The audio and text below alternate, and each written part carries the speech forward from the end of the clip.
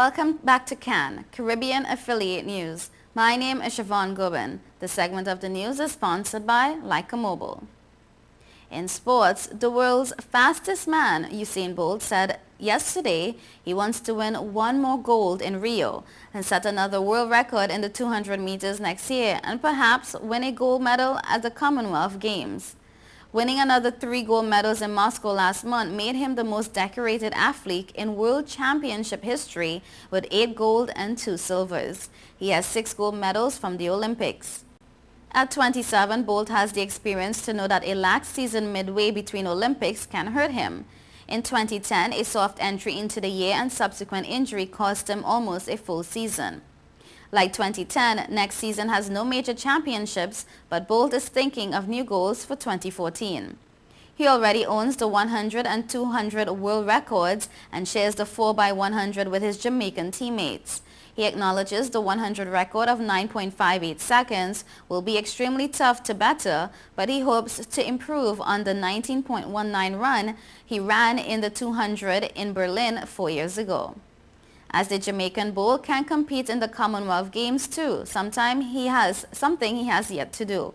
Next year the event will be held in Scotland.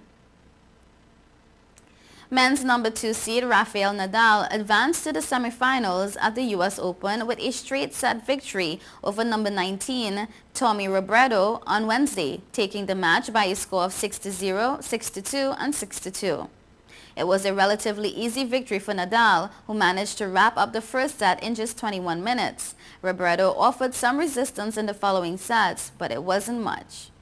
In the other night match, women's number 2 seed Victoria Azarenka cruised to victory and her 6th semifinal in the past 8 Grand Slams with a victory over unseeded Daniela Hantuchova at 6-2, 6-3. Azarenka converted on 7 of her 11 breakpoint opportunities and easily took this matchup.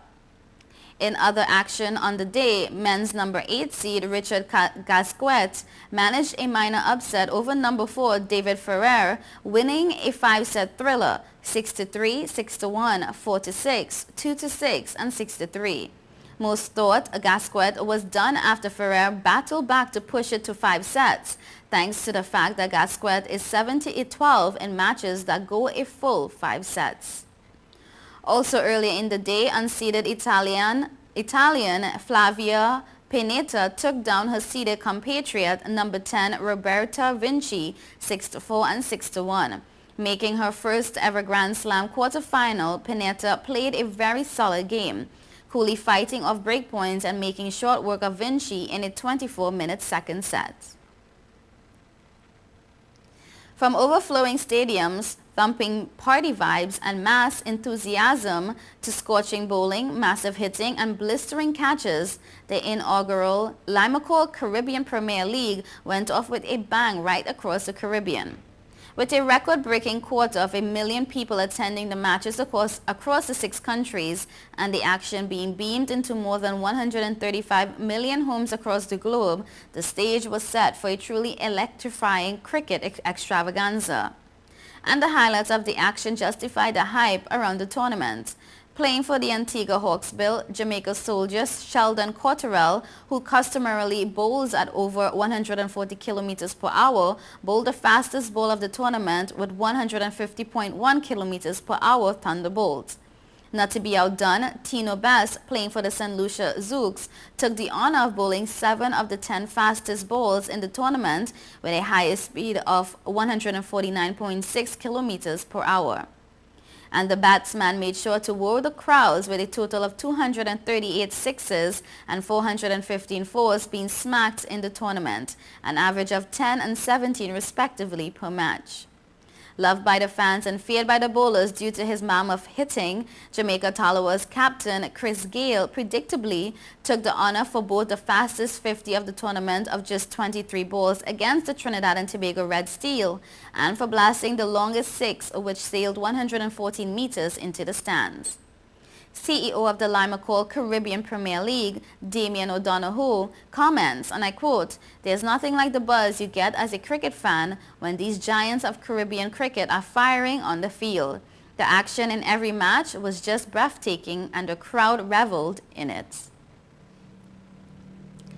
In Italy, the criminal doping investigation into former 100-meter world record holder Asafa Powell, Jamaica teammate Sharon Simpson, and their trainer has been delayed by bureaucratic problems, but will go ahead. Udine prosecutor Andrea Gondolo told the Associated Press on Tuesday that his office has been unable to contact the athletes to ask whether they want to observe the testing of substances sequestered during a police raid in July on their training base in northern Italy. The athletes can observe the testing themselves or designate a lawyer to do so. They have 20 days to respond once contacted. Italy's doping laws include sections for use, administration of banned substances, and importation of banned substances. Administration and importation carry more severe sentences, and therefore Zurib risk harsher punishment, Gondolo said, adding that the athletes do not risk prison time. The confiscated substances appear to be from the United States according to the containers they were found in. Powell and Simpson also risk bans from sports authorities. They have already stopped competing and missed last month's World Championships in Moscow. You're watching Caribbean Affiliate News. Stay tuned.